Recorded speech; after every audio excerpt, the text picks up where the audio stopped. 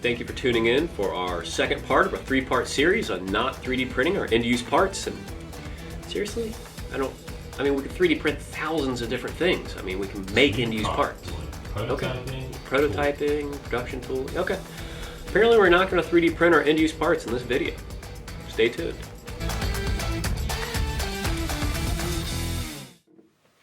Hi, my name is Ricky Shannon, Application Engineer for Trimex's 3D Printing team.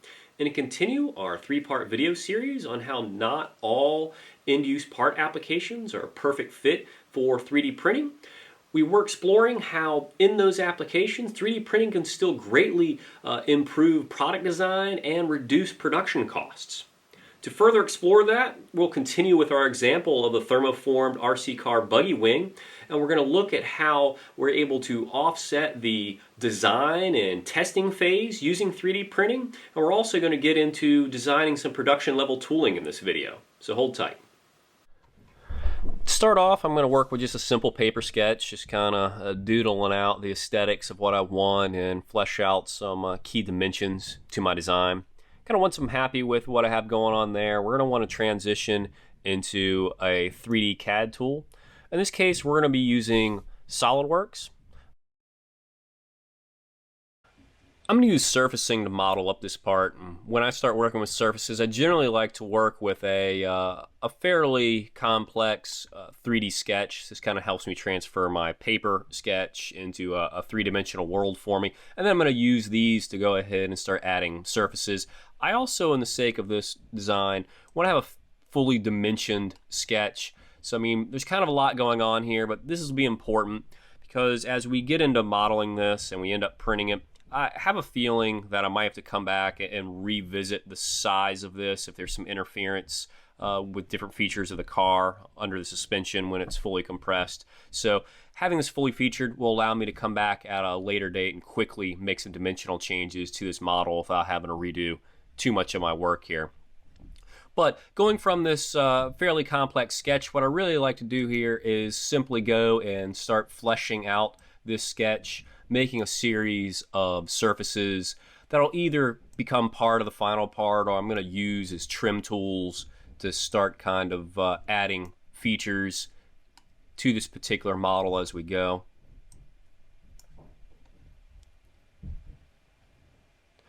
So I'm just going to keep working through here, adding various features and cutting away surfaces on it. You know, as we get going here, I've actually added some gussets and added a Trimex logo in here.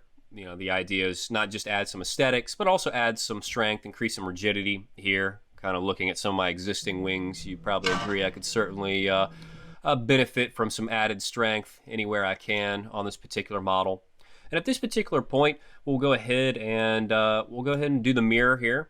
So now basically I have the entire wing design that I was going for. Note that I don't have any fillets on here yet. We generally save fillets to very late in the design process because generally anytime you edit anything, your fillets are going to kind of change up on you. So we're going to hold off on fillets right now with the goal of just 3D printing a part that's going to be really form and fit tested here. So I'm just going to go ahead and add some thickness to this model. And at this point, it would be really good. We could go and actually do maybe some simulation on this, see how airflow is going to work on it, how much downforce this generates. We won't really focus on that in this video, and we're just going to pretend that I know what I'm doing. So now that we actually have the design wrapped up here, I'm simply going to go ahead and save this file, and I'm just going to save the native SolidWorks file for it. And then we're going to open this up in GrabCAD Print and set it up to produce a 3D print of this. So now the part is all designed, and we're going to want to go ahead and bring this into GrabCAD Print. So what I'm going to do is go ahead and just simply open that SolidWorks file. I haven't converted anything to a 3MF or a STL file. I'm just going to work straight from my native CAD file here. I can even open SolidWorks assembly files in GrabCAD Print if I wanted. So GrabCAD Print and SolidWorks play really nicely here. So I've got my part came in. I just want to change my orientation here a little bit on this. So I'll go ahead, I'll just make this the bottom surface. And then we can go ahead, I'll I'll just kind of maybe straighten this up a little bit. Position this a little better on the tray here. There we have our model on the tray. Let's go ahead and double check my print settings here.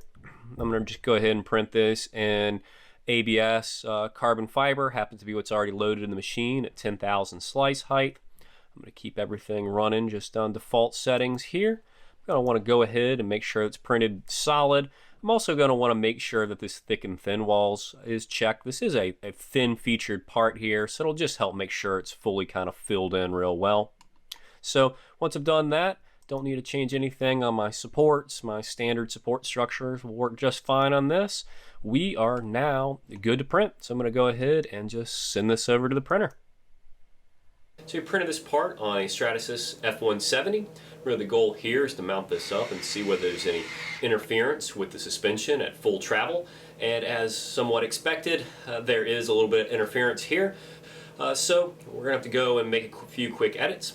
Luckily, when I designed this part though, I used fully defined sketches early on in my design in SolidWorks, so I can go back and change a few key dimensions, and that will kind of help drive this sketch all the way through, and I can then go and produce a second prototype.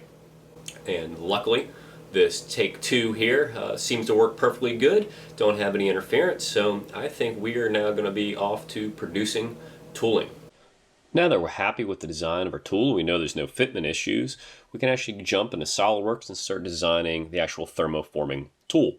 In this case, what we're going to do is actually start off the model we already had. I backtracked a little bit to before we did the mirror on it, because I'm going to add a couple features here. Mainly I want to go back at this point and add my fillets in, and also I want to start extending the edges of this surface a little bit, because the goal is to use this as a trim tool so that we can remove this from a larger kind of extruded body to start fleshing out the shape of this thermoform tool.